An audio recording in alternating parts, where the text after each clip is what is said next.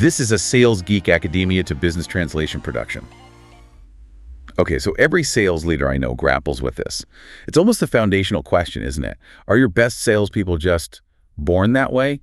Or can you actually make them through great training and coaching? It's the question because the stakes are incredibly high. You look at any sales team, you see huge swings in performance rep to rep, right? And the turnover, well, it's notoriously rough. Yeah, incredibly expensive. Yeah. So where you decide to invest your limited resources, finding the born stars versus making them through development, that decision echoes straight to the bottom line. Exactly. And that's really what we're digging into today. Right. We're doing a deep dive, pulling apart a pretty significant study from back in 2015. It was in the Journal of Business and Industrial Marketing.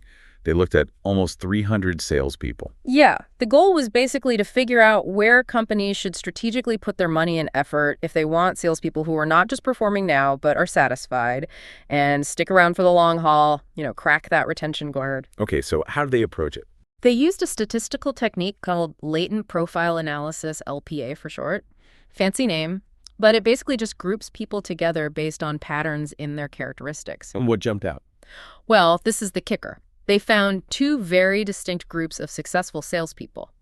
But the difference between the groups, it wasn't really about the typical stuff like how well they knew the product or their basic selling skills. No, it wasn't. And that leads us right to the core idea from this research. While you can absolutely train certain things like how to use the CRM, how to structure a sales call, product knowledge. Sure, the tactical skills. Exactly. But this study strongly suggests that the real drivers of long-term intrinsic success and genuine career satisfaction in sales, those seem to be rooted in fundamental, possibly biologically based personality traits, things that are much harder to change. Yeah, hardwired stuff, which, that has massive implications for how you manage a sales team. Definitely. So let's unpack that. But first, the study makes a really useful distinction, doesn't it, between two types of satisfaction. Right. There's job satisfaction. That's more your immediate feeling. Am I happy with my pay this quarter? Do I like my manager? Is the team culture okay right now? Short-term stuff. Okay, versus career satisfaction. That's the bigger picture. Looking back over years, maybe across several sales jobs in the same field, do I feel fulfilled? Is this the right path for me long-term? And the thinking was, since personality traits are pretty stable over a lifetime, they don't tend to change drastically. They should predict that longer-term career satisfaction much more strongly than the day-to-day job satisfaction. And that's exactly what they found. The link was much clearer with career satisfaction. The study also touched on how managers can influence this. Right. It used the term attenuate the relationship between personality and performance. What does that mean in plain English for a manager? Yeah, attenuate just means weaken or dampen. So a manager can reduce the impact of someone's natural personality on their results. For instance, you could put everyone on a flat salary, no commission differences. Or script every single interaction, maybe. Yeah.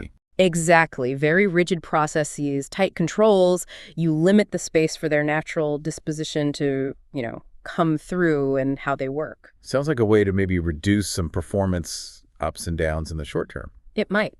But the research warns you're likely also squashing long-term career satisfaction and potentially even peak performance. You're forcing people to constantly work against their natural grain, which is exhausting. Right. So the big discovery wasn't just that personality matters, but that the most satisfied group differed from the less satisfied one, mainly on these stable, hardwired traits.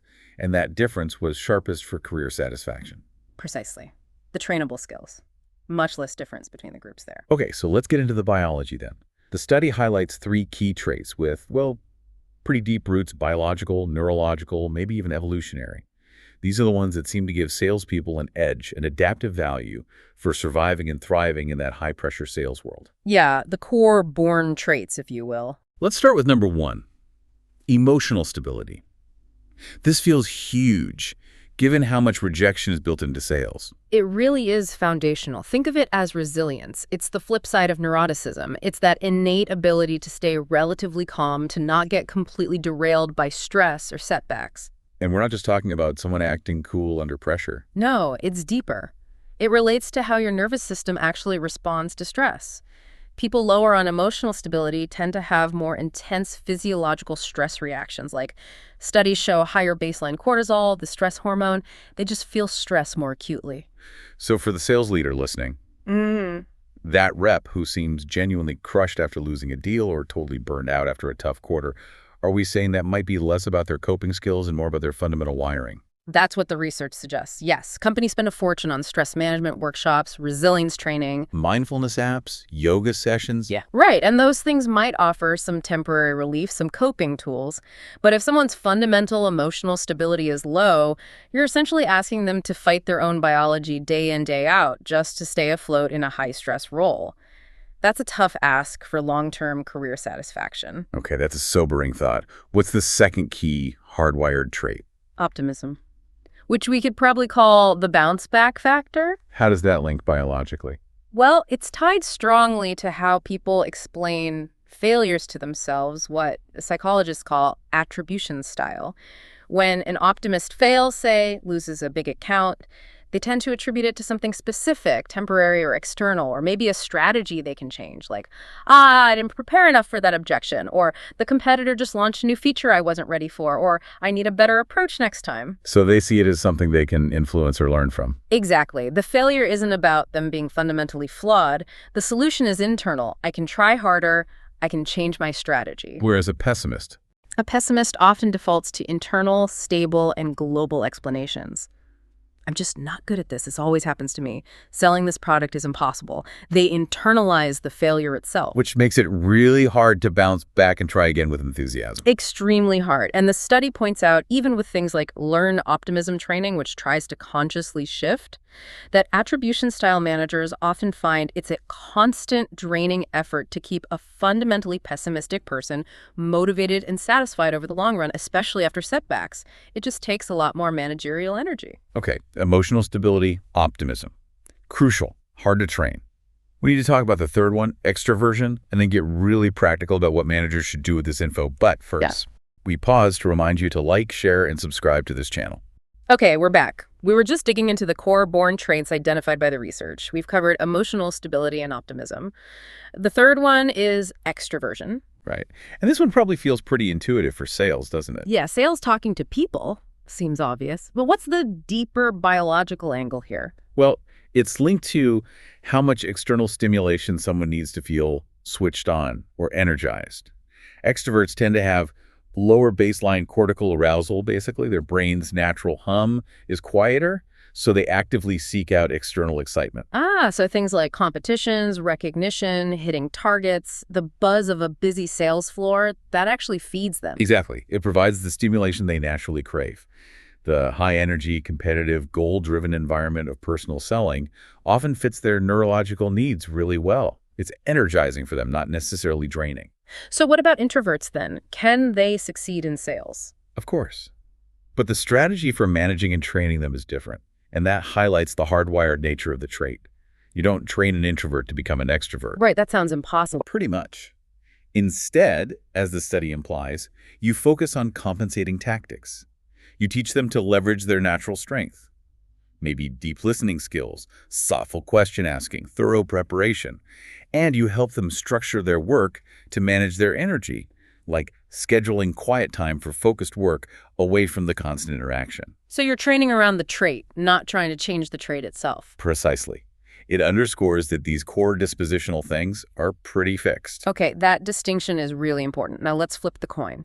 What about the skills where the study found little difference between the highly satisfied and less satisfied groups? These are the made skills, where training and management really can make a big impact. Yes, and this is where managers can and should focus development resources effectively. The first one is teamwork orientation. Makes sense. Especially in complex B2B sales, right? You're rarely selling alone. Absolutely.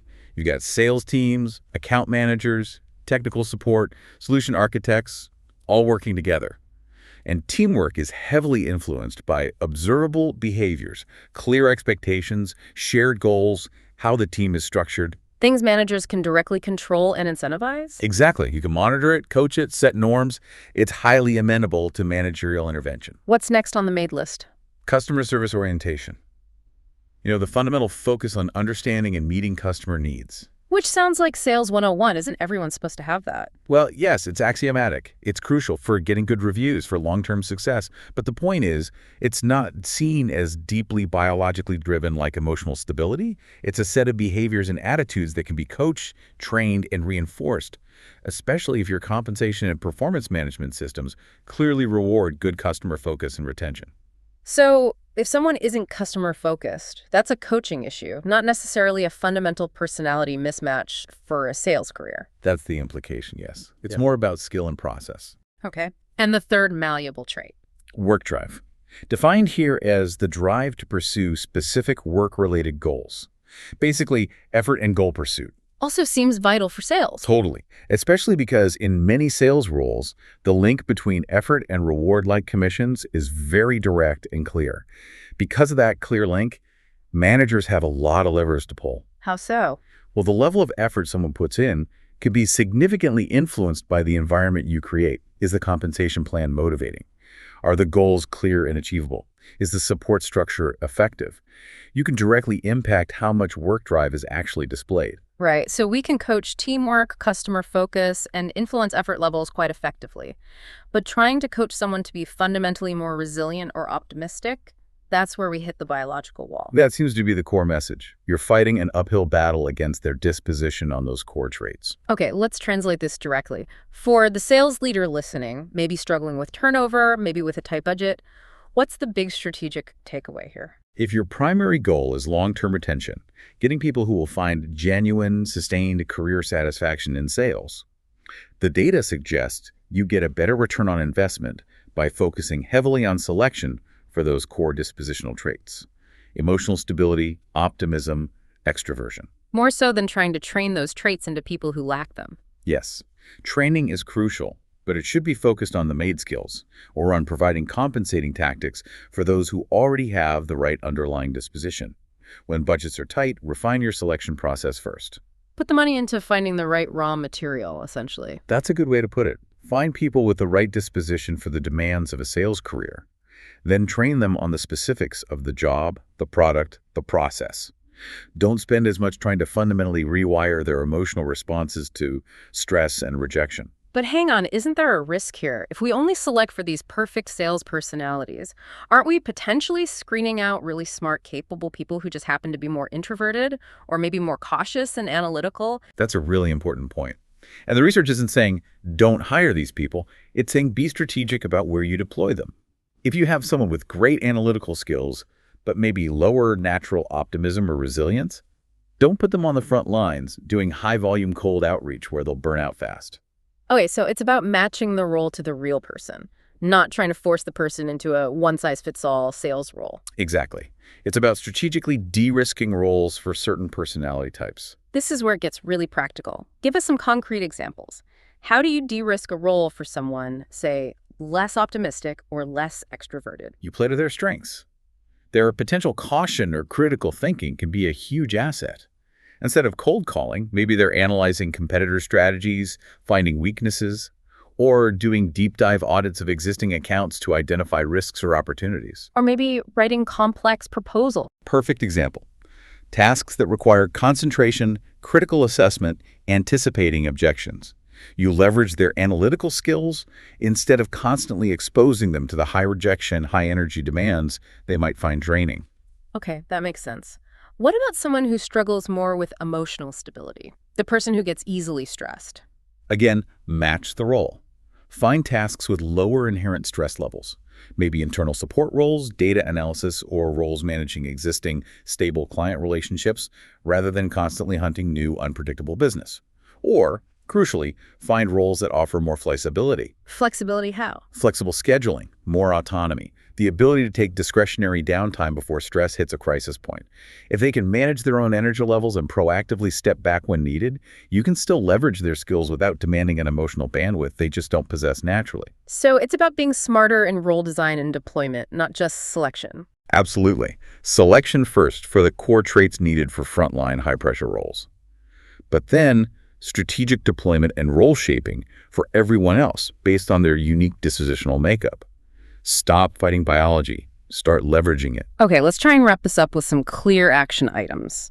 The big takeaway seems to be For long-term intrinsic career satisfaction in sales, those born traits, optimism, emotional stability, extraversion are foundational. Selection based on these is key. It really points towards a potential shift in how sales organizations allocate their HR and training budgets. Right. So for the sales leaders listening right now, let's boil this down. Here are 3 things you could potentially start doing differently, maybe even today, based on this deep dive. Number 1, prioritize selection for disposition. Take a hard look at your hiring process. Are you rigorously assessing for emotional stability, optimism, and extroversion, especially for those high-pressure frontline roles? If turnover is high, this might be why. These traits seem to be the bedrock for long-term fit. Number 2, redirect training budgets strategically. Focus your skills training product knowledge, sales process, negotiation tactics, primarily on those who already show a good dispositional fit for the role. Be cautious about sinking significant resources into trying to teach core resilience or fundamental optimism to people who aren't naturally wired that way. It's likely a lower ROI. And number 3, adapt roles to fit personality. For your current team members, if someone consistently struggles with stress, pessimism, or the social demands of the role, stop trying to fix their personality. Instead, see if you can adapt their tasks. Can you shift them towards roles that leverage critical thinking, analysis, research, or detailed planning, minimizing exposure to the things that drain them the most? It's about building a team where people are positioned to succeed based on who they actually are, not who you wish they were. A powerful shift in perspective. This has been another Sales Geek Academia to Business Translation production.